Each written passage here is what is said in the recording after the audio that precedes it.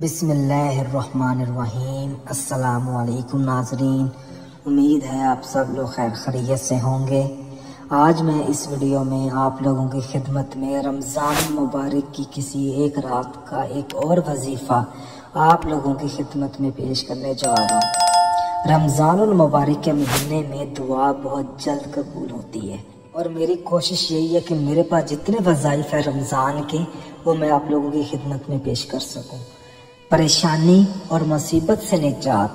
اگر کوئی پریشانی لاحق ہو چکی ہے یا کافی عرصے سے وہ مصیبت آپ کے سر کے اوپر ہے اور وہ جان نہیں چھوڑ رہی آپ کا، وہ مصیبت کوئی بھی ہو سکتی ہے، دشمن کی، اولاد کی، ماں باپ کی ہو سکتی ہے، دوستوں کی ہو سکتی ہے، کسی بھی شخص کی ہو سکتی ہے۔ تو آپ نے اپنے مطلوبہ مقصد کو اپنے ذہن میں رکھ لینا ہے۔ آپ کی جو بھی پریشانی ہوگی، سب سے پہلے آپ نے بسم اللہ الرحمن الرحیم پڑھنی ہے۔ اس کے بعد آپ نے 11 مرتبہ سورۃ کوثر پڑھنی ہے۔ اس کے بعد آپ نے 11 مرتبہ سورۃ اخلاص پڑھنی ہے۔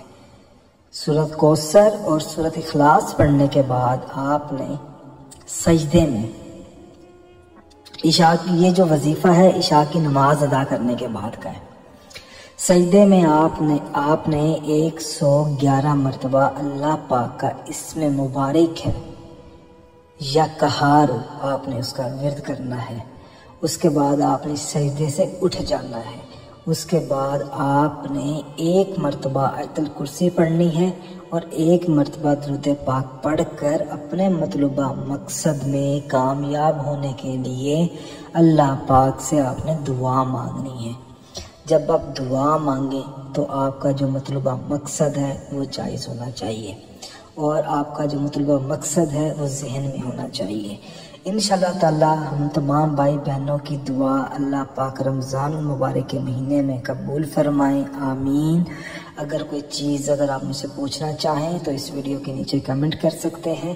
صدقہ جاریہ سمجھ کر اس ویڈیو کو دوسرے بھائی بہنوں تک ضرور پہنچائیں، اور اگر آپ نے ابھی تک ہمارا چینل سبسکرائب نہیں کیا تو ہمارے چینل کو سبسکرائب کرنے کے بعد بیل آئیکن کو ضرور دبائیں، تاکہ میرے جتنے بھی وظائف ہیں رمضان کے، یا رمضان کی جتنی پڑھائی ہے، یا رمضان کے جتنے بھی عمل ہیں، وہ میں آپ لوگوں کی خدمت میں پیش کر سکوں۔ ایک اور چیز میں آپ لوگوں تک پہنچا دوں، جب میرا رمضان کے جتنے بھی وظائف ہیں رمضان کے، ان تمام وظائف کی اجازت عام ہے۔ میرے تمام چینل کے جتنے وظائف ہیں سب کی جو اجازت ہے وہ عام ہے۔